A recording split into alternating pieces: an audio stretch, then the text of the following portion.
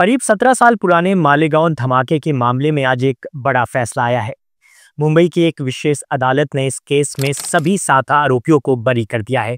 इन आरोपियों में बीजेपी सांसद साध्वी प्रज्ञा ठाकुर और लेफ्टिनेंट कर्नल बरसात पुरोहित भी शामिल थे।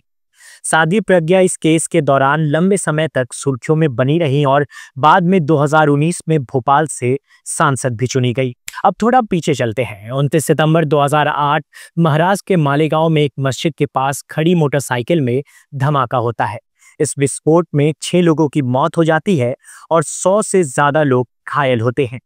जांच शुरू होती है और जिन नामों पर शक जाता है वे थे साध्वी प्रज्ञा ठाकुर, लेफ्टिनेंट कर्नल पुरोहित, मेजर रमेश उपाध्याय, अजय राहिरकर, समीर कुलकर्णी, सुधाकर चतुर्वेदी और सुधाकर द्विवेदी। इन सभी पर हत्या, आपराधिक साजिश और आतंकवाद विरोधी कानून यानी यूएपीए के तहत मुकदमा चला। लेकिन अब अदालत ने कहा है धमाका हुआ ये तो तय है, मगर ये साबित नहीं हो सका कि बम इन्हीं आरोपियों ने रखा था।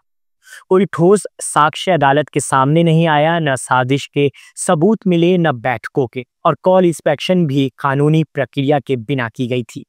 सबसे अहम बात, जज AK लाहौटी ने कहा, आतंकवाद का कोई धर्म नहीं होता और कोई भी धर्म हिंसा की इजाजत नहीं देता।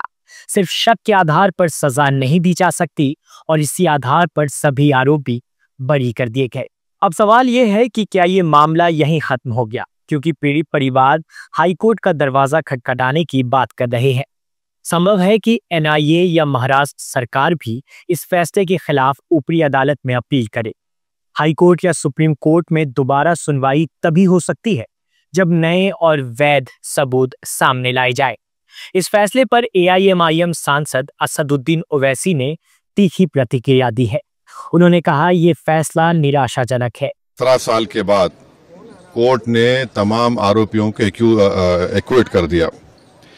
हमारा पहला सवाल मोदी सरकार से और महाराष्ट्र की बीजेपी सरकार से है कि जिस तरह वो लोग अपनी बेचैनी का इजहार किए थे और ऐसा लग रहा था कि उनके जिस्म में कोई बहुत बड़ी चीज छुप चुकी है, वो सुप्रीम कोर्ट भागकर मुंबई के जो ट्रेन ब्लास्ट में उन्होंने सुप्रीम कोर्ट भागे थे, सुप्रीम कोर्ट को गए, वहां पर जाकर उन्होंने उस जजमेंट पर स्टे लिया।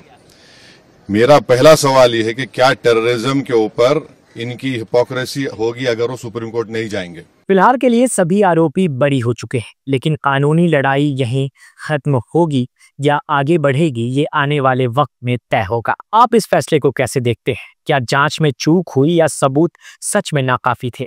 अपनी राय नीचे कमेंट बॉक्स में जरूर लिखें।